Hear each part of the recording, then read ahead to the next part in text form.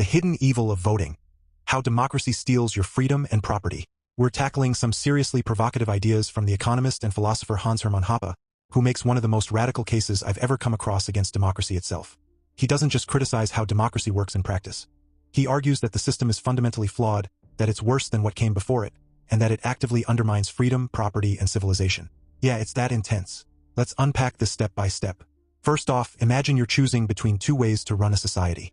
One treats the government like a private owner who has to think long-term because he's passing it on to his kids. The other treats it like public property where temporary managers can milk it for all it's worth right now, because they won't be around later. That's the core contrast between monarchy and democracy. In monarchy, the king owns the realm in a personal way. He wants to maximize its value over generations, so he's incentivized to keep taxes low, avoid destructive wars, and preserve capital. Sure, he's no angel, but his self-interest aligns with careful stewardship. Now flip to democracy. The ruler, or really the rotating cast of politicians, is just a temporary caretaker of what everyone supposedly owns together. They don't personally inherit the consequences of their decisions. Their time horizon shrinks to the next election cycle. So what do? They spend lavishly, rack up debt, inflate the currency, raise taxes, and redistribute wealth to buy votes. Why not? The bill comes due after they're gone. This short-term thinking leads to higher time preference, preferring immediate gratification over future prosperity. And when rulers have higher time preference, society follows. Less saving, less investment, more consumption of capital, falling living standards. But it gets darker. Democracy isn't just inefficient, it's incompatible with genuine private property. Think about it.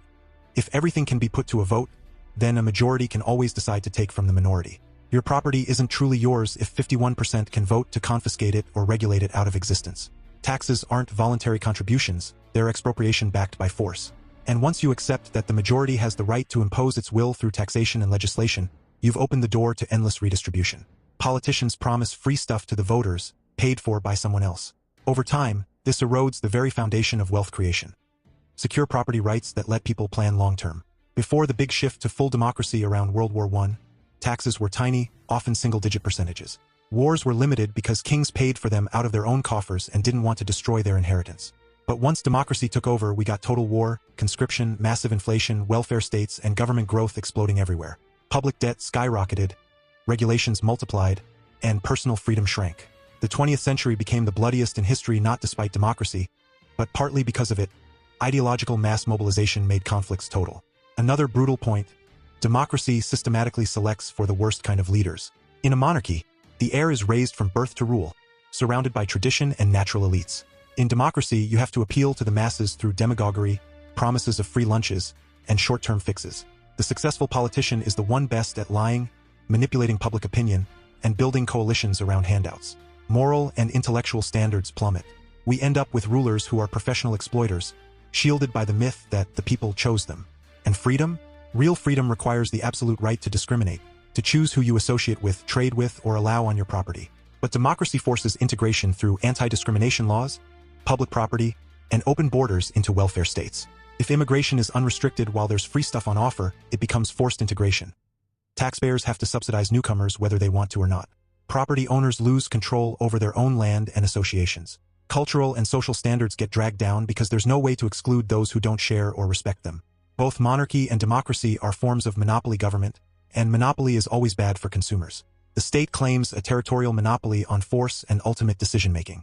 No competition, no exit except emigration, which they can restrict. But imagine if security and law were provided by competing private firms like insurance companies. You'd choose your provider, pay voluntarily, and they couldn't tax you or force integration. Aggressors would be excluded from coverage, not protected by redistribution. Wars of aggression would become unprofitable because insurers bear the costs directly. The deepest cut is this: democracy isn't the end of history or the triumph of freedom. It's a tragic step backward. It raises time preference across society, consumes capital, destroys property, empowers the worst elements, and centralizes power while pretending to decentralize it. Limited government is a fantasy because the state defines its own limits.